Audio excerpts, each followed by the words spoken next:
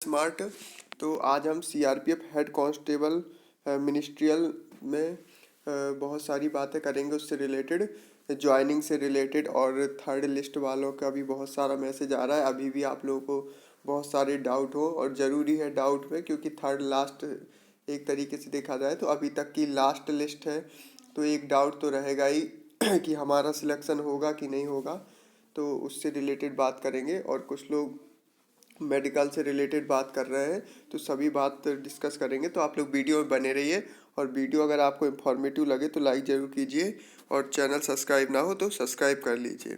Okay, तो हम start करते हैं। तो सबसे पहले बात करते हैं, कुछ लोग पूछ रहे थे क्या दोबारा मेडिकल होगा या फिर मेडिकल बहुत ज़्यादा हार्ड होगा, है ना। तो आपको बता दें, दोबारा मेडिकल तो होगा ज्वाइनिंग के बाद हमारा, लेकिन मेडिकल नॉर्मल होगा, बहुत ज़्यादा हार्ड नहीं होगा। उस तरह जिस तरह अभी हम लोगों का हुआ है, वो तो मतलब बहुत ज़्यादा हार्ड हुआ था मेडिकल, उस तरह का मेडिकल नहीं होगा, नॉर्मल आपका मेडिकल होगा। ठीक है। तो उसमें भी डरने के लिए उसमें कोई बाहर नहीं होता है, बिल्कुल। मतलब जैसे हम लोग का बस ये चेक करते हैं उसमें कि आप दोबारा अगर ज्वाइन करने आए हो तो आप फिजिकली मतलब फिट हो कि नहीं हो, मतलब उस हिसाब से नहीं कि बहुत ज़्यादा आपका मेडिकल नहीं होगा कि आपका सब कुछ उसी तरह जांच होगी, चेक होगा, ये सब नहीं। नॉर्मल ऊपरी ऊपरी का मेडिकल होगा, उसमें कोई भी बाहर नहीं होता है। और जो अभी देखिए, तो जो हमारा थर्ड लिस्ट वाले हैं, तो उन लोगों के लिए एक और मैं वो डाउट क्लियर कर दे रहा हूँ।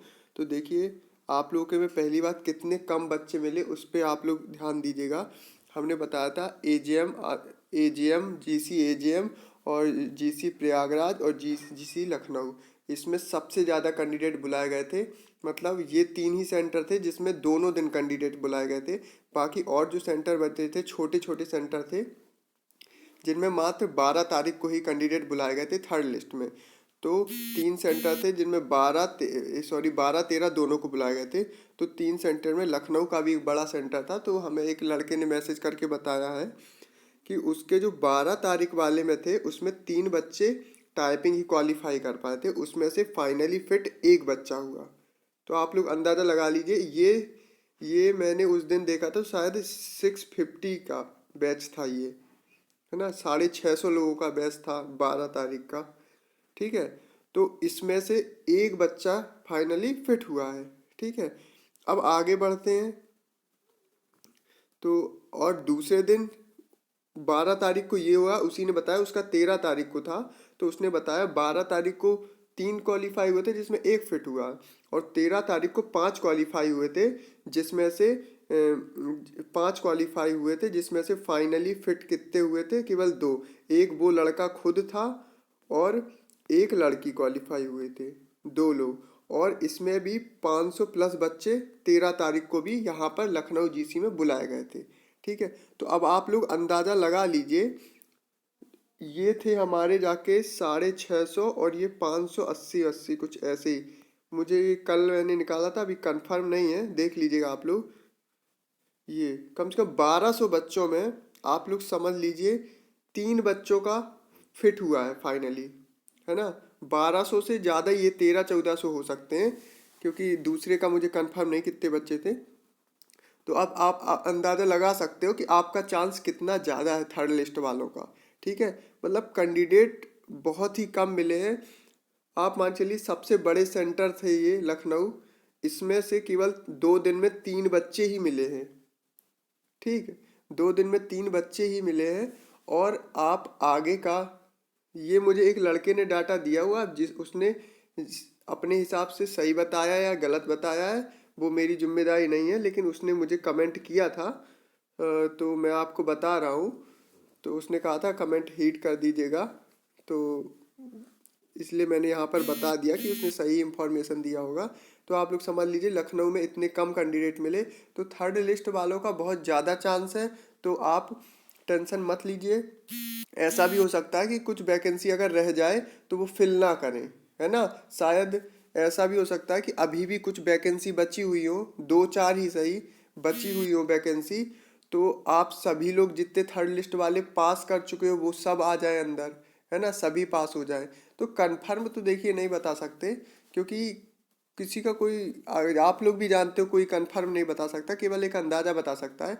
तो ऐसा हो सकता है कि अगर बच्चे तो बहुत ही कम मिले, आप लोग जानते हो लगभग जितने भी बच्चे थर्ड लिस्ट में क्वालिफाई किए होंगे उनका 95% चांस है कि उनका हो जाएगा, क्योंकि बहुत ही ज़्यादा कैंडिडेट, मतलब हमें लग रहा है 30-35 बच्चे भी क्वालिफाई किए हो शायद, 30 बच्चे 35 भी क्वालिफाई ना किए होंगे ऐसा लग रहा है, क्योंकि ये सबसे बड़े सेंटर में ये हाल है, 3-3 क्वालिफाई कर रहे हैं 2 दिन में। तो आप समझिए और सेंटरों में क्या, हमें तो नहीं लग रहा कि 30 भी बच्चे क्वालिफाई किए होंगे। तो थर्ड लिस्ट वाले भी बहुत ही ज़्यादा सिक्योर है। ठीक है, तो आप लोग टेंशन मत लीजिए, बाकी भगवान भरोसे है सब। और ज्वाइनिंग की बात करें तो ये देखिए, ये पहले बहुत पहले ये नोटिस हमारी आ रही थी जो, तो इसमें इन्होंने किया था कि the candidate who qualify PST-DB with the send for DME RME following the days. ठीक है, तो उन्होंने कहा था कि जो फंक्शनल डेट है 12 से 5 से हमारा 17 दिसंबर तक होगी। ठीक है, SCM और स्टेनो के लिए। और फिर उन्होंने कहा था ये कैंडिडेट पर डिपेंड होगा, तो कैंडिडेट के हिसाब से फिर 19 से 28 दिसंबर तक इसको एक्सपेंड करके, और उनका टारगेट था कि जो 21 दिसंबर तक है वो अपनी वैकेंसी पूरी कर ले, फिल पूरी मतलब टारगेट पूरा कर लेंगे। लेकिन ऐसा नहीं हुआ, और इसमें लिख लीजिए, ये लिखा हुआ है ना, ये आपको अपॉइंटमेंट लेटर की भी बात इन्होंने करी है कि आपको जनवरी में, है ना, जनवरी तक में दे दिया जाएगा। ये पुरानी नोटिस है, तो इसके हिसाब से देखें तो हमारा 29 तारीख को रोजगार मेला भी है, और बहुत सारे लोग बता रहे हैं कि बिल्कुल इन्होंने कंफर्म कर दिया है कि 29 तारीख को ये लोग अपॉइंटमेंट लेटर दे ही देंगे। ठीक है, तो आप लोग अगर ऐसा है तो बहुत अच्छा है, बाकी मेरे पास इसकी रिलेटेड कोई कंफर्म न्यूज़ नहीं है, तो मैं आपको इतना कंफर्म नहीं करूँगा, लेकिन बहुत ज़्यादा चांस है कि आपको मिल जाएगा, क्योंकि इन्होंने पहले नोटिस में लिखा भी था कि offer of appointment letter to be issued in January 2024। तो मतलब जनवरी में दे देंगे, और इन्होंने ये भी नहीं लिखा था स्टार्टिंग जनवरी की लास्ट जनवरी।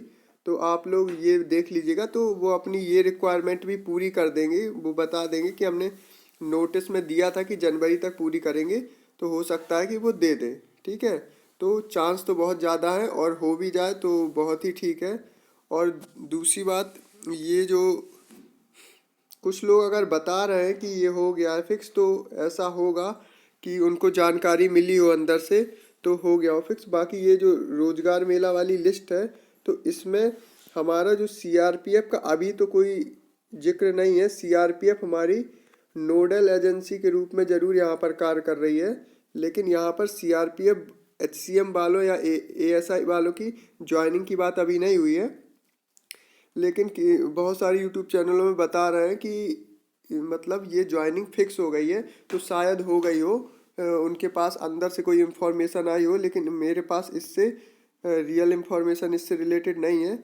लेकिन अगर हो भी सकता है कि आपका रिजल्ट 26 तक रिजल्ट देने की बात कर रहे हैं, तो आपका रिजल्ट 26 से पहले आ जाए, क्योंकि आज 16 है, और आज से ASI HCM CRPF HCM और ASI स्टेनो दोनों का सब कुछ हमारा निपट गया है। ठीक है, तो आज से अभी 26 जनवरी को 10 दिन है, तो इसके अंदर वो लोग रिजल्ट आराम से दे सकते हैं, और 29 तारीख को हम लोगों को रोजगार मेला में वो लोग शामिल भी कर सकते हैं।